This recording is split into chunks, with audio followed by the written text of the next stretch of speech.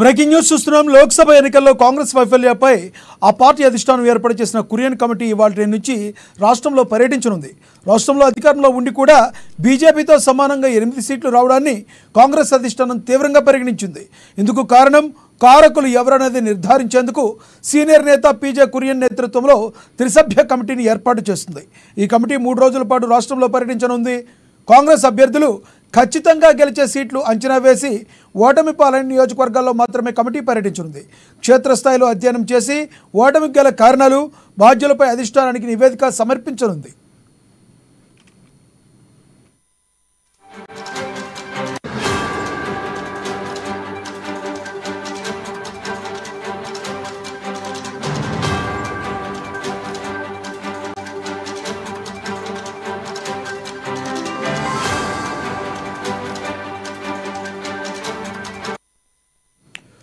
లోక్సభ ఎన్నికల్లో కాంగ్రెస్ వైఫల్యాలపై ఆ పార్టీ అధిష్టానం ఏర్పాటు చేసిన కురియన్ కమిటీ ఇవాళ నుంచి రాష్ట్రంలో పర్యటించనుంది. రాష్ట్రంలో అధికారంలో ఉండి కూడా బీజేపీతో సమానంగా 8 సీట్లు రావడాన్ని కాంగ్రెస్ అధిష్టానం తీవ్రంగా పరిగణించింది. ఇందుకు గల కారణం, కారకులు ఎవరనేది నిర్ధారించేందుకు సీనియర్ నేత పీజే కురియన్ నేతృత్వంలో త్రిసభ్య కమిటీని ఏర్పాటు చేస్తుంది. ఇదే విషయానికి సంబంధించి మరింత సమాచారాన్ని మా ప్రతినిధి హరీష్ లైవ్ ద్వారా అందిస్తారు. హరీష్, చెప్పండి, తాజాగా మీ దగ్గర ఉన్న సమాచారం ఏంటి? థ్యాంక్ యూ లక్ష్మణ. ఏదైతే ఈసారి దేశంలో రాహుల్ గాంధీని ప్రధాని చేయాలనే లక్ష్యంలో కాంగ్రెస్ పార్టీ ఎన్నికలకు సమాయత్తమైంది. ఇక దేశవ్యాప్తంగా జరిగిన మొన్న పార్లమెంట్ ఎన్నికలకు సంబంధించి పర్ఫార్మెన్స్, ఎలాంటి పర్ఫార్మెన్స్ క్రియేట్ చేసిన పైన కూడా పూర్తిగా అధిష్టానం పరిగణలోకి తీసుకునే నేపథ్యం కనిపిస్తుంది. ఇక రాహుల్ గాంధీకి సంబంధించి కూడా ఆయన అంటే 6 రాష్ట్రాలకు సంబంధించి కూడా అక్కడ పర్ఫార్మెన్స్ సరిగా లేకపోవడం కావచ్చు, అక్కడ సీట్లు తగ్గాయని కూడా అధిష్టానం పరిగణలోకి తీసుకున్న నేపథ్యం కావచ్చు. దీనికి సంబంధించి నిజానిజాలను తెలుసుకునేందుకు నిజ నిర్ధారణ కమిటీ వేసింది. ఇక 6 రాష్ట్రాలకు సంబంధించి కూడా పలు కమిటీలు వేసిన నేపథ్యం అనేది ఇప్పుడు తెలంగాణకు సంబంధించి కాంగ్రెస్ పార్టీ సీనియర్ నేత పీజే కురియన్ అధ్యక్షతన త్రిసభ్య కమిటీని వేశారు. ఈ కమిటీ ఈ రోజు సాయంత్రం హైదరాబాద్ కు వస్తుంది.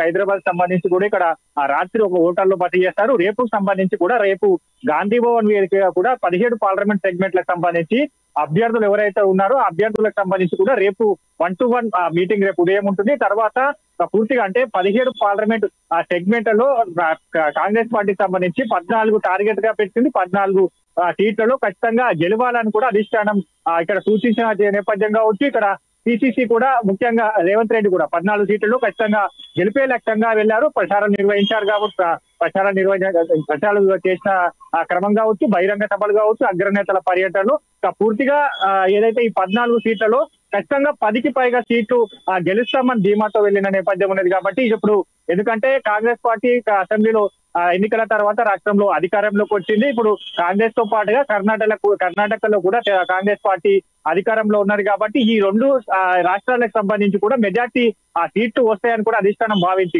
ఈ నేపథ్యంలో ఈ 14 సెగ్మెంట్లలో ఖచ్చితంగా గెలుస్తామని ధీమాతో వెళ్లిన నేపథ్యంలో 8 సెగ్మెంట్లకు సంబంధించి కూడా కాంగ్రెస్ పార్టీ గెలిచింది. ఇక మరోవైపు బీజేపీకి సంబంధించి కూడా 8 సెగ్మెంట్లలో గెలిచిన నేపథ్యం ఉన్నది. కాబట్టి ఇంకా ఎందుకంటే మెజార్టీగా కాంగ్రెస్ పార్టీ గెలవాలనుకుంది. ఇక బీఆర్ఎస్ పార్టీ వ్యతిరేకత పూర్తిగా రాష్ట్రంలో కనిపించింది. అసెంబ్లీ ఎన్నికల్లో వాటన్నిటికి కూడా తేటతెల్లమైన నేపథ్యం కావచ్చు, ప్రజా వ్యతిరేకత ఉన్నది. ఇప్పుడు పార్లమెంట్ ఎన్నికలకు వచ్చేసరికి ఇప్పుడు ఏదైతే 8 సీట్లు గెలుస్తుంది కదా, మిగతా సెగ్మెంట్లకు సంబంధించి ఎందుకు అక్కడ గెలవలేకపోయింది, అక్కడ సంబంధించి కూడా ఓటింగ్ పర్సెంటేజ్ ఎంత ఉంది, గత అసెంబ్లీ ఎన్నికల్లో అక్కడ పోలింగ్ శాతం ఎంత నమోదైంది, ఓటింగ్ కాంగ్రెస్ పార్టీకి సంబంధించి కూడా ఎన్ని ఓట్లు పోల్ అయ్యాయి, ఇక లోక్సభకు సంబంధించి కూడా అక్కడ ఎట్లాంటి పర్ఫార్మెన్స్ క్రియేట్ అయింది, ఇక పోలింగ్ శాతం పెరిగిందా, అక్కడ ఎందుకు ఓటమి గల కారణాలు కావచ్చు, అక్కడ పూర్తిగా ఈ కాంగ్రెస్ పార్టీ నేతను గెలవలేకపోవడం గల కారణాలంటి పైన కూడా ఈ కమిటీ అంచనా వేస్తుంది. ఇక అంచనాలు వేసిన తర్వాత నివేదికను కూడా అధిష్టానానికి ఇచ్చే అవకాశం కనిపిస్తుంది. ప్రధానంగా ఈ రోజు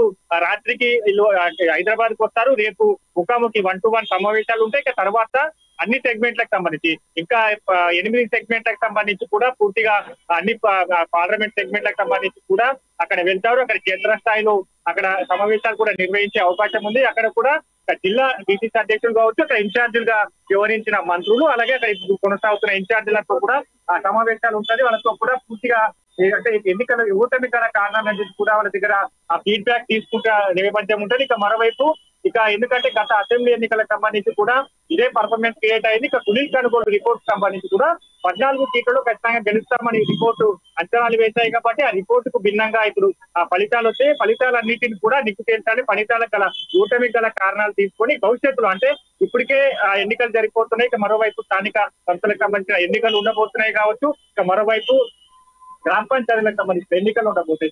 ప్రధానంగా తెలంగాణలో కాంగ్రెస్ పార్టీ అధికారంలో ఉన్నది కాబట్టి ఇప్పుడు 8 సీట్లలో జరిగిన అవకతవకలు కావచ్చు, వీటన్నిటిని కూడా అంచనాలు వేసి భవిష్యత్తులో ఏం చేయాలి, వచ్చే స్థానిక సంస్థలకు సంబంధించిన ఎన్నికలు కావచ్చు, జిహెచ్ఎంసీకి సంబంధించిన ఎన్నికలు కావచ్చు, అక్కడ అనుసరించాల్సిన వ్యూహాలు కావచ్చు, అక్కడ పార్లమెంట్ సెగ్మెంట్లకు సంబంధించి కూడా అక్కడ ఎంతవరకు మెజార్టీ క్రియేట్ చేశాడు కాంగ్రెస్ పార్టీ అభ్యర్థి, అక్కడ ఎంతవరకు అంటే ఎన్ని ఓట్లతో ఓటమి పాలైనారని కూడా పూర్తిగా అంచనాలు వేసి ఆ నివేదికను అధిష్టానానికి ఇచ్చే అవకాశం అయితే ఉంది. పూర్తిగా ఇంకా మరోవైపు ఏంటంటే ఈ 4 సెగ్మెంట్లకు సంబంధించి ఏదైతే చేవేల, మల్కాజ్గిరి, ఇక మహబూబ్ నగర్ సెగ్మెంట్ కావచ్చు, సికింద్రాబాద్ సెగ్మెంట్ కావచ్చు, ఈ 4 సెగ్మెంట్లలో కాంగ్రెస్ పార్టీ ఖచ్చితంగా గెలుస్తామని ధీమాతో వెళ్ళింది. అధిష్టానానికి సంబంధించి అదే సూచనలు చేసింది. ఇక్కడ మిగతా సునీల్ కనుగోలు రిపోర్ట్ కూడా ఈ సెగ్మెంట్ కి సంబంధించి కావచ్చు. ప్రధానంగా మల్కాజ్గిరి సెగ్మెంట్ సంబంధించి గతంలో సీఎం రేవంత్ రెడ్డి ప్రాతినిధ్యం వహించారు.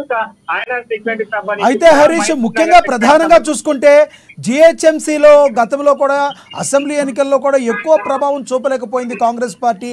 అదే కారణాన్ని మిగతా ఇప్పుడు పోటీ చేసిన కంటెస్టెడ్ ఎంపీలందరూ చెప్పే అవకాశం ఉందా? మరొకటి ఏంటంటే బీఆర్ఎస్ బీజేపీ ఏవైతే ఉన్నాయో లోపాయికారిగా ఒప్పందం కుదుర్చుకుని ఆ ఓటుని అటు ట్రాన్స్ఫర్ చేయబట్టే ఈ రోజున ఈ పరిస్థితి వచ్చిందని మిగతా ఎంపీలందరూ కూడా నివేదికకి అదే నివేదిక ఇచ్చే అవకాశం ఉందంటారా?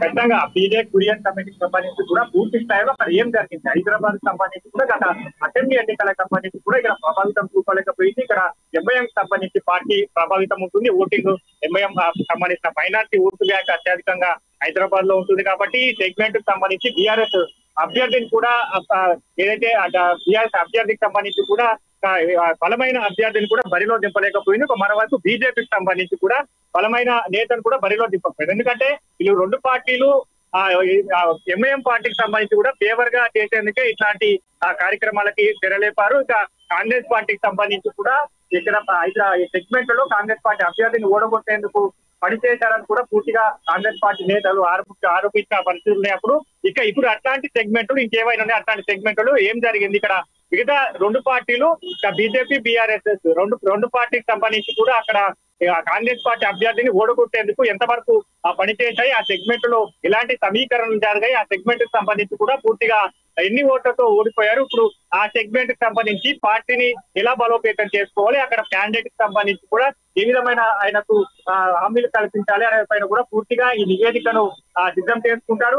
రేపు ఏదైతే 1-to-1 సమావేశాలు ఉంటే ఎల్లుండి నుంచి కూడా క్షేత్రస్థాయిలో ఈ 17 పార్లమెంట్ సెగ్మెంట్లు ఏవైతున్నాయో అక్కడ ఇన్ఛార్జీలు వ్యవహరించిన మంత్రులు కావచ్చు, ఇన్ఛార్జీలు కావచ్చు, అక్కడ అభ్యర్థికి పోటీ చేసిన అభ్యర్థి, గెలిచిన అభ్యర్థులు అందరితో ఎల్లుండి నుంచి కూడా 2 రోజుల పాటు ఈ కురియన్ కమిటీ తెలంగాణలో పర్యటిస్తారు. పూర్తిగా ఎన్నికల తర్వాత జరిగిన పరిణామాలు కావచ్చు, ఎన్నికలప్పుడు జరిగిన పరిణామాలు కావచ్చు, ఇప్పుడు ఆ ఫీడ్బ్యాక్ సంబంధించి అక్కడ స్థానిక నేతలు ఏమనుకుంటున్నారు, ఓటమికి సంబంధించి ఆ స్థానిక నేతలకు సంబంధించిన ఫీడ్బ్యాక్ కావచ్చు, భవిష్యత్తులో ఏ విధంగా ముందుకెళ్తే పార్టీకి ఇంకా బలోపేతం అవుతుంది, వచ్చే ఎన్నికలకు సంబంధించి జిహెచ్ఎంసీ కావచ్చు, స్థానిక సంస్థలకు సంబంధించిన ఎన్నికల్లో ఏ విధంగా ముందుకెళ్లడానికి పైన కూడా పూర్తి స్థాయిలో నివేదికను సిద్ధం చేస్తుంది. అధిష్టానానికి సంబంధించి కూడా కురియన్ కమిటీ నివేదికలు అధిష్టానానికి ఇచ్చిన నేపథ్యంలో దాని తర్వాత పరిణామం ఏంటంటే దాని తర్వాత ఎక్కడెక్కడ ఎలాంటి మార్పులు చేయాలి, ఎక్కడెక్కడ ఏ విధమైన విధానంతో ముందుకెళ్ళాలి, ఎక్కడ ఏ విధమైన ఏదైతే అక్కడ సంబంధించిన నేతలు కావచ్చు, వీటన్నిటికి సంబంధించిన మార్పులు చేర్పులు అన్నిటికి కూడా అధిష్టానం